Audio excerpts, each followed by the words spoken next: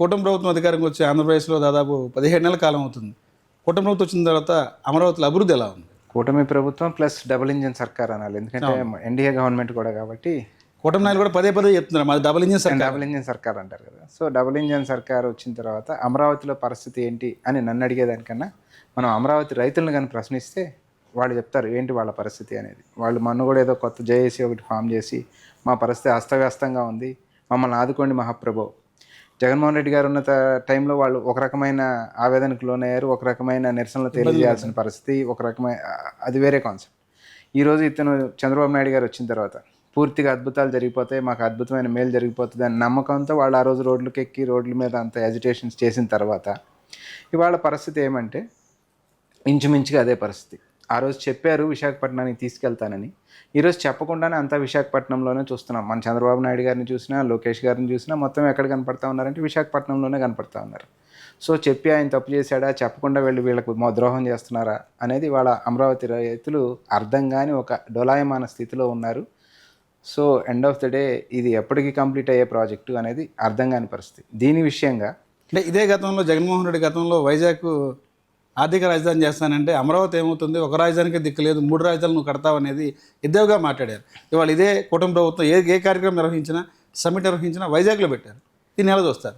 అదే అంటున్నా. సరే అతను చెప్పి చేశాడా, వీళ్ళు చెప్పకుండా చేశారా, దేనికి చేశారు? సరే వైజాగ్ ఏమన్నా అద్భుతంగా అభివృద్ధి చెందిందా, ఏం జరిగింది? ఇద్దరు కూడా భారతీయ జనతా పార్టీతో చాలా సఖ్యత మెయింటైన్ చేసుకుంటూ వచ్చారు.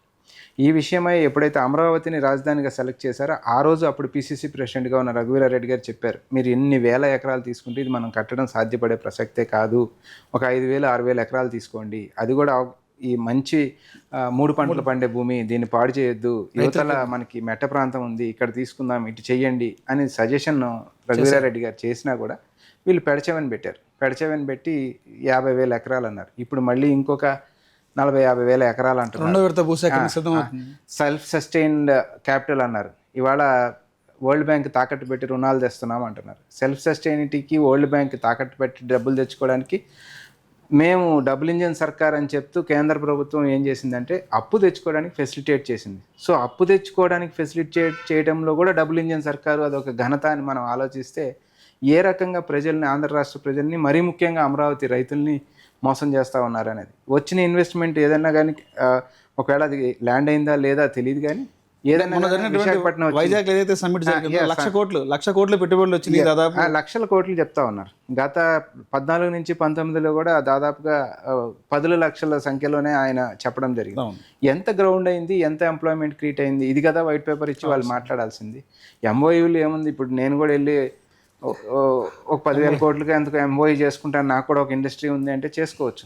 మనం చూసాం ఉల్సా అని ఒక కంపెనీ 2 నెలల క్రితం, ఉర్సా కంపెనీ 2 నెలల క్రితం అమెరికాలో రిజిస్టర్ చేసుకున్నారు. ఇక్కడికి వస్తే దానికి ఏ రకంగా భూములు ఇవ్వడానికి కట్టబెట్టారు, ఎకరానికి ఎంత ఇచ్చారు. ఈ రకమైన కంపెనీస్ అన్నీ కూడా వచ్చి అగ్రిమెంట్ చేసుకుంటాయి, మేము 1,000 కోట్లు 1,00,000 కోట్లు పెడతాం.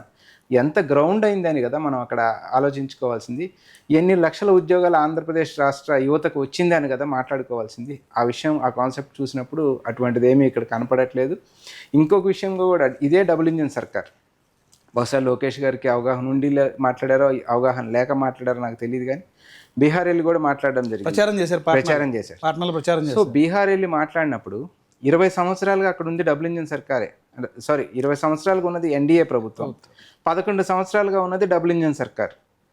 మొన్న అమిత్ షా గారు చెప్పారు, ఇక్కడ ఇండస్ట్రీస్ పెట్టడానికి ల్యాండ్ లేదు, ఇప్పుడు మమ్మల్ని గెలిపిస్తే కొత్త సాఫ్ట్వేర్ కంపెనీస్ తీసుకొస్తాము, ఇక్కడ డెవలప్ చేస్తాం, ఇప్పుడు డెవలప్ చేస్తాం. 20 సంవత్సరాలు ఎన్డీఏ ప్రభుత్వం, 11 సంవత్సరాలు కేంద్ర ప్రభుత్వం.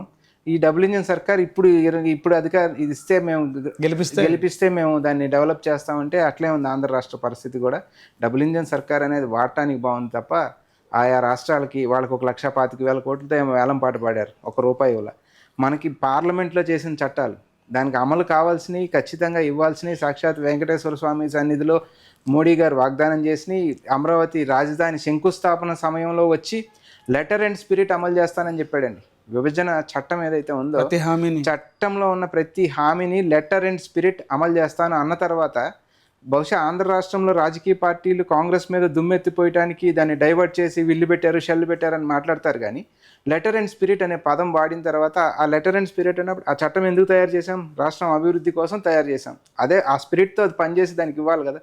అది రెండు ప్రభుత్వాలు గతంలో 10 ఏళ్లలో వైసీపీ కావచ్చు, టీడీపీ కావచ్చు, ఇద్దరు సాధించలేకపోయారు. ఇద్దరు 25 ఎంపీలు వాళ్ళకు ఓటేస్తా ఉన్నారు ఏ విషయం వచ్చినా.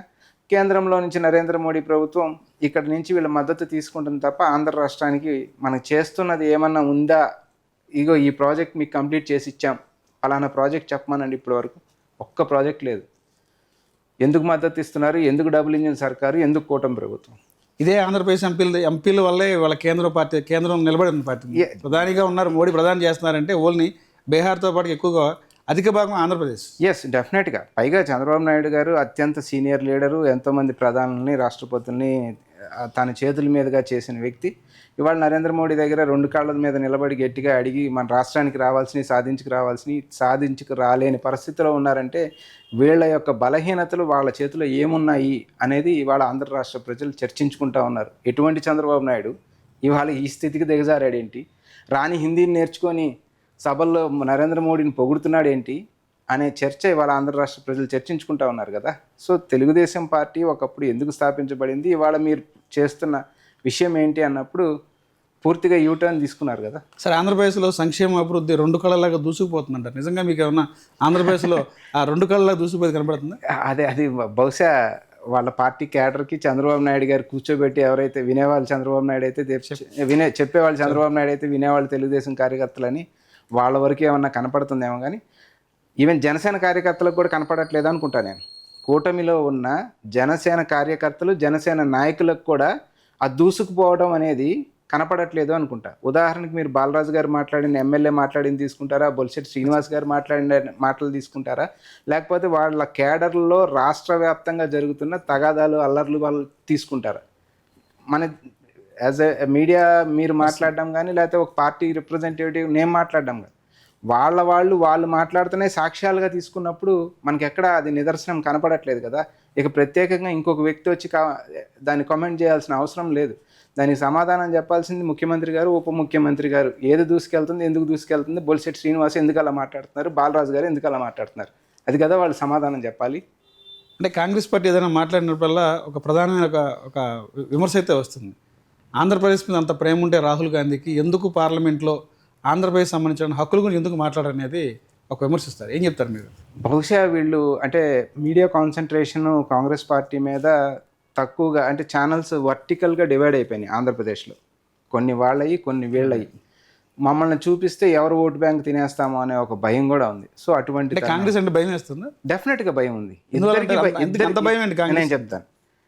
రాహుల్ గాంధీ గారు కానీ, మన్మోహన్ సింగ్ గారు ఉన్న టైంలో సోనియా గాంధీ గారు కానీ, జైరామ్ రమేష్ గారు కానీ, ఖర్గే గారు కానీ, వీళ్ళందరి పార్లమెంటరీ స్పీచెస్, ఆంధ్ర రాష్ట్రం గురించి మాట్లాడిన స్పీచెస్ 2014 to 2019 10ల సంఖ్యలో లోక్సభలో కానీ రాజ్యసభలో కానీ వాళ్ళు ప్రస్తావించడం జరిగింది. సమాధానం దాట వేసుకొచ్చారు. ఒక్కొక్క సందర్భంలో కేవీపీ గారు లేచి ప్లేకార్డులు పట్టుకొని సొమ్మసిల్లి పడిపోవడం కూడా మనం చూసాం. సో అటువంటి తరుణంలో ఇది మన ప్రత్యేక హోదా గురించి ప్రత్యేకంగా ఒక బిల్లు రాజ్యసభలో తీసుకొస్తే దాని ఫైనాన్స్ బిల్ అని తప్పించుకునే ప్రయత్నం చేసింది కేంద్ర ప్రభుత్వం. సో కాంగ్రెస్ పార్టీ పోరాడట్లేదని మాట్లాడడం ఒకటి. సరే, వీళ్ళు గుక్క తిప్పుకోలేక, వీళ్ళకి దానికి సమాధానాన్ని చెప్పుకోలేక, కాంగ్రెస్ అడిగే ప్రశ్నలకు వాళ్ళ దగ్గర ఆన్సర్ లేక కాంగ్రెస్ పోరాడట్లేదు అని మాట్లాడుతున్నారు. కానీ మీరు కాంగ్రెస్ పార్టీ దగ్గరికి వెళ్ళి, ఎస్ మీ టైంలో డివిజన్ జరిగింది, భారతీయ జనతా పార్టీ మీరు ఇద్దరు కలిసి ఓట్లేసి విడగొట్టారు ఆంధ్ర రాష్ట్రాన్ని. సరే, ఇవాళ మీరు అధికారంలో లేకపోవచ్చు, భారతీయ జనతా పార్టీ అధికారంలో ఉంది. ఇదిగో మా 25 మంది ఎంపీలో మేము రాష్ట్రం అన్యాయం అయిపోయింది, రాహుల్ గాంధీ గారు మీరు మేము కలిసి కొట్లాడదాం, మన 25 మంది రాష్ట్రానికి కావాల్సిన అని ఏ ఒక్క ఎంపీ అన్న ఆంధ్ర రాష్ట్రానికి వెళ్ళి, biggest opposition party in parliament, Lok Sabha కదా, ఒక్కసారన్నా వాళ్ళు ఆ కన్సర్న్ చూపించారా? వెళ్ళి మిట్టల్ కంపెనీకి ఐరన్ ఓర్కి గనులు ఇవ్వండి అని రిప్రజెంటేషన్లు కేంద్ర ప్రభుత్వానికి ఇవ్వటం చూసామే. కానీ ఆంధ్రప్రదేశ్ రాష్ట్రానికి కావాల్సినవి చేయమని ప్రధానమంత్రి దగ్గరికి వెళ్ళి రిప్రజెంటేషన్ ఇవ్వటం చూసామా? స్టీల్ ప్లాంట్ అవన్నీ కూడా పక్కన పెడతాం. ఈరోజు ప్రస్తుత తరుణంలో స్టీల్ ప్లాంట్ ప్రైవేటైజ్ చేసేస్తాం అంటే చంద్రబాబు నాయుడు గారు ఏ రకంగా మాట్లాడుతున్నారు, ఆయన ఎన్నికల క్యాంపెయిన్ ఏంటి, దాని గురించి కాపాడటానికి ఆయన ఎంత పెద్ద పెద్ద మాటలు మాట్లాడారు, యూనియన్ లీడర్స్ దగ్గరికి వెళ్ళి ఎన్నిసార్లు స్పీచెస్ చెప్పారు. ఇదే పవన్ కళ్యాణ్ గారు నరేంద్ర మోడీ దగ్గర అత్యంత సాన్నిహిత్యం ఉంది నాకు, ఆయన చెవిలో నేను వెళ్ళి మోడీ గారి చెవిలో ఏది చెప్తే అది జరిగిపోద్ది అన్నారు కదా.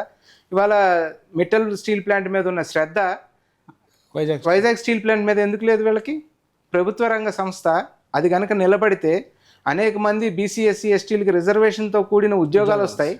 సో వీళ్ళకి రిజర్వేషన్తో కూడిన ఉద్యోగాలు తీసేయాలి, వీళ్ళు బీసీ ఎస్సీ ఎస్టీ పిల్లలకు ఉద్యోగాలు రావద్దు అనే ఉద్దేశంతో కదా ఈ ప్రైవేట్ కంపెనీలను ఎంకరేజ్ చేసుకుంటే ప్రైవేట్ కంపెనీలను భూస్థాపితం చేసే పని చేస్తూ ఉన్నారు చంద్రబాబు నాయుడు గారు కానీ, దాని గురించి మాట్లాడిన పవన్ కళ్యాణ్ గారు కానీ. మాట్లాడే దమ్ముందా వీళ్ళిద్దరి దగ్గర, నరేంద్ర మోడీ దగ్గరికి వెళ్ళి దీన్ని నిలబెట్టే అవకాశం ఉంది?